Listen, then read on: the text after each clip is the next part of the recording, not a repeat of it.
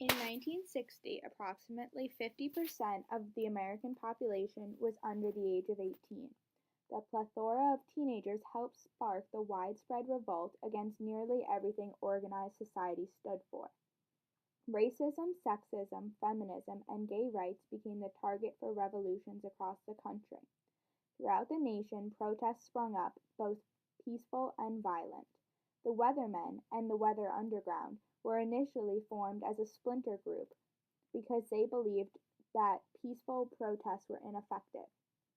As a result of their use of violence, the Weathermen were widely criticized. They believed violent action was necessary as a last effort to grab the country's attention.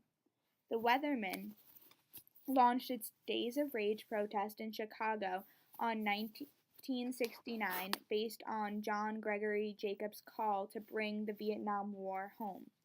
During Days of Rage, thousands of bombings were taking place throughout the country, sometimes up to 5 a day. Most bombings were late at night inside empty buildings. Their intent was not to kill, but to get the American attention. Hundreds of young people with lead pipes, wearing football helmets, marched through Chicago, smashing parked cars and shop windows. This was the beginning of Days of Rage, the first demonstration of the Weathermen. Then it continued on for 4 days as planned. However, the protests were far from successful. 300 demonstrators were outnumbered by 1,000 cops, and 6 Weathermen were shot and 68 arrested.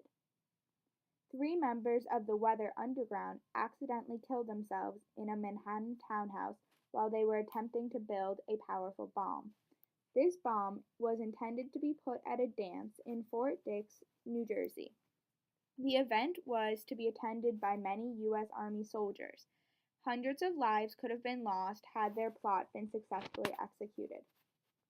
The Weathermen take credit for around 25 bombings over the next several years, including bombs planted at the Haymarket statue, the Pentagon, and a barber shop, and the New York City Police headquarters.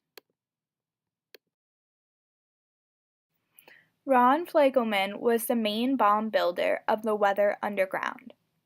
Besides for building bombs, the Weathermen also helped to break psychedelic drug advocate Timothy Leary out of prison. They broke him out of a California state prison for a fee of $25,000. However, when Leary was rearrested in 1974, he cooperated in the FBI investigation of the Weather Underground organization in exchange for a lighter sentence. As the U.S. withdrew its military forces from Vietnam in 1975, the Weather Underground was losing its vitality as an organization. Many members of the group began to emerge from hiding, and many were never prosecuted.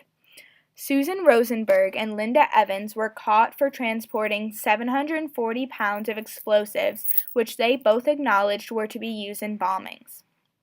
The leader of the Weathermen Underground was Bernadine Dorn. She spent the 1970s living underground and was on the FBI's 10 Most Wanted list. Today, Dorn is a professor at Northwestern University. Her husband, Bill Ayers, is also the leader of the Weathermen